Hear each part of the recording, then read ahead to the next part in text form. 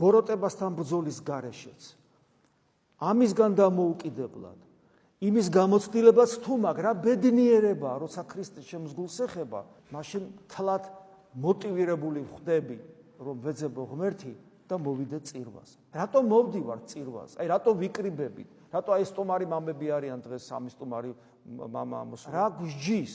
რატო ვცდილობთ, რომ კვირაში ერთხელ და რაც ჟული გვავალდებულებს, იმაზე მეტად მოვიდეთ, ბევრჯერ მეტად მოვიდეთ. რა გვსჯის, რა გვავალდებულებს? მოტივირებული უნდა ვიყოთ სწორად. არა უბრალოდ რელიგიური გზნობების დაკმაყოფილებისათვის, არამედ იმიტომ რომ ეს ჩვენთვის სასიცოცხლოდ მნიშვნელოვანი რომ არის და რომლის გარეშეც ვერ გადავრჩებით ერთი და რომელთან ერთადაც რომ უბედნიერესნი ვარ და ამ ბედნიერების წინა გემოს რომ გძნობთ, აი ეს როცა არის мотиваცია ჩვენი აკყოფნისა, მაშინ რა თქმა უნდა ჩვენი აკყოფნა არის ჯანსაღი.